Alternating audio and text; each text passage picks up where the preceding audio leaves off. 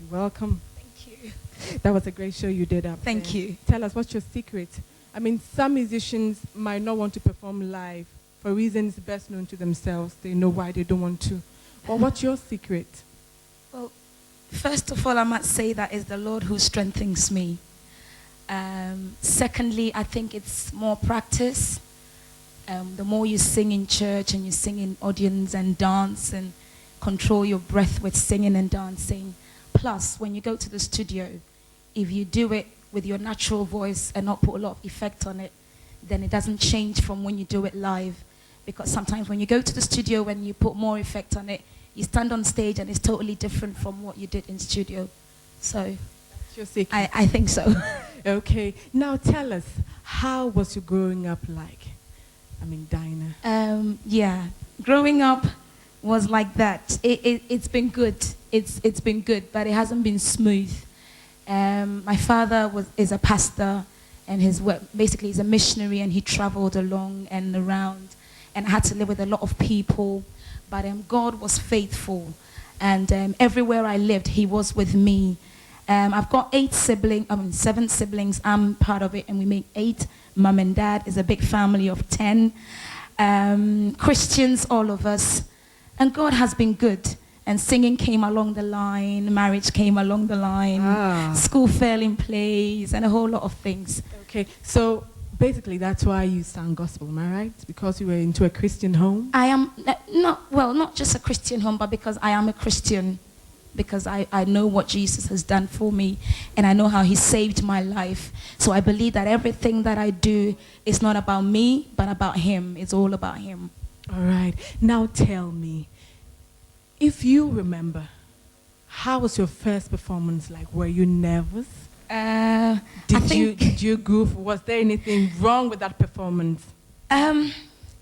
No, it wasn't actually wrong, and I think I was even more confident than I am now, because it was a small group of people, and they were all amateurs and didn't know what they were doing. So, you mount the stage, and it's all right. Plus, when I started doing major shows, I was a backing vocalist for someone, Francis AJ. So I was always behind someone. And then when I got solo, I started from stage to stage. But as the stage and as the audience get bigger, I get more nervous. But I think I have a nicer way of controlling it so people don't see it much. I don't see it. Now It's really tell me, there. how did you enter the singing thing? I mean, did you have it smooth? Because some people do complain about what they go through. I mean, struggling to get a producer and all. How was it for you? Was it that easy for you? I must say, as I said earlier on, God has been faithful, because my producer is a friend. He was a friend before he became a producer. And he actually offered to produce me when I was ready to do the singing. So before I got ready, I had a producer. So it was okay for me. You are very lucky. I am. Now, I'm enjoying talking to you anyway. So am Tell I. me, are you resident in Ghana? Because we hardly see you. We see around some portion, sometime within the year, Okay. but not all the time. Are you resident here? I'm actually everywhere. Like MTN. Come on, give it up for Dinah. Yeah, thank you. I'm actually everywhere. I live mostly in London, but I spend most of my time in Ghana. I do travel a lot because of the ministry. I go to America, Europe, everywhere. But I'm in Ghana and I'm in London as well. Okay, so how is the Ghanaian music doing there in London? Are people receiving it well? Well, it is so great because, when you are not home, you miss things from home. So you crave for things at home. You don't eat rice when you are in London. You don't eat you want to eat fufu. You want to eat ampese. So they want to hear the Ghanaian music. And we haven't got lots of FM stations. So they only stick to one and hear all the songs. They run to buy the CDs because they want to be in touch with home.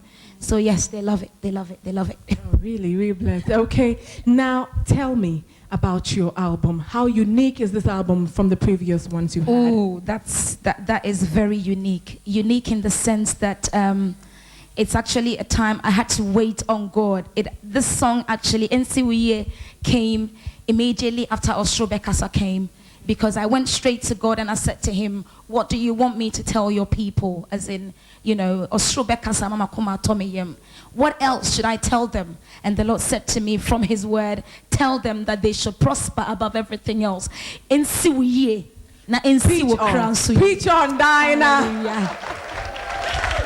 I think you're much ready to perform on the stage, so we will leave you to do that. But before that, I mean, your final words to your fans out there, young ones who want to be like you and all, especially the gospel industry, people who want to go there. Right. As I said earlier on, let it be about God and not about you. And trust in the Lord with all your heart. And lean not on your own understanding, but in all your ways, and I mean in all your ways, acknowledge him, and he shall direct your path. People, give it up for Antwi Hamilton.